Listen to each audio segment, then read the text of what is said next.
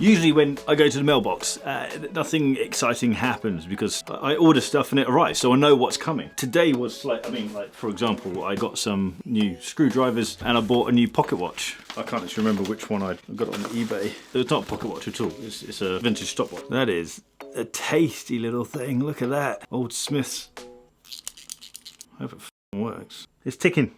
Happy days. So usually when I pick stuff up from the mailbox, it's not a surprise, but today was different. Today I got this massive box, and basically what's in this box is it's kind of the job satisfaction side of what I do, having a channel talking about watches and being able to share my thoughts and kind of share my passion around watches. Let me read you this little letter.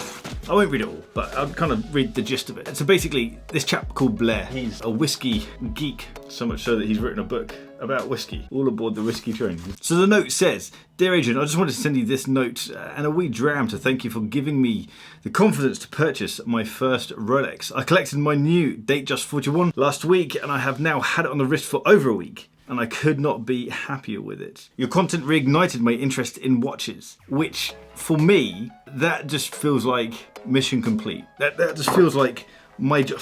Spilled coffee. That feels like kind of my job is being done in that place. Not really that my job is to kind of make more people like watches, but it's just such a satisfying feeling of, as someone who dabbles in photography, or used to dabble, I'm now a professional photographer by just simple definition. But I used to kind of move in and out of photography, kind of lose my way, kind of lose my passion around photography because I don't know, you've got stuck in this little rut. So I've been in Blair's position of kind of leaving a hobby and kind of going back to a hobby, and it's an absolute honor to be part of that journey and perhaps a catalyst for someone to get back into watches. I think that is super cool. Let's have a look at the dram. So Blair's seen that, and I've spoken quite a few times, that I like Tobermory whiskey.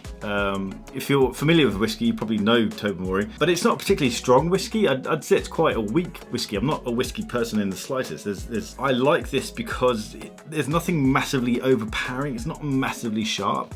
It's quite chilled out. But Blair, who is, as I say, a whiskey connoisseur, he sent me old Pulteney, 12-year-old. I mean, it's a bit, that's not the right time. It's 2 in the afternoon, so it's probably a bit early for a little drink. But we are in Scotland, and so this is probably just part of the culture. Good looking bottle. Born in the port of Wick, Caithness, founded by James Henderson in 1826. 12-year-old single malt. Just get my whiskey glass here that's just casually sitting next to a bag of barkandjack coffee. Let's see how this stuff tastes. Oh, matured over fine American oak, robust yet smooth with a delicate hint of sea air. I'm not getting any sea air, but I'll take. It does smell smooth. That smells superb. That is nice.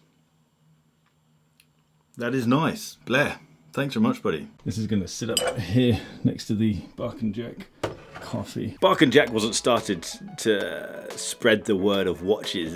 Kind of the main idea was to destroy the idea that you have to be of a certain background, to be of a certain social status to own luxury watches. It's kind of the idea that you need to be suited and booted and come from money to own things that are expensive, and to try and reduce or remove the pretentiousness around watches. That's kind of what I want to do and what I aim to do with barkandjack. But being able to expand our watch fam, if you will, I guess that's just a big bonus. That is just a beast, isn't it? That looks sick. Something really nice about the simple, clean watch movements. Complications are cool, and I do appreciate complications, but at the same time, it's just the raw meatiness of a watch movement.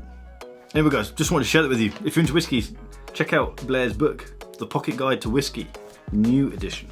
And Blair, thanks very much, buddy. Especially as I've got to the bottom, pretty much the bottom of this bottle. Your timing couldn't have been any more perfect. Anyway guys, I'll see you soon. Take care.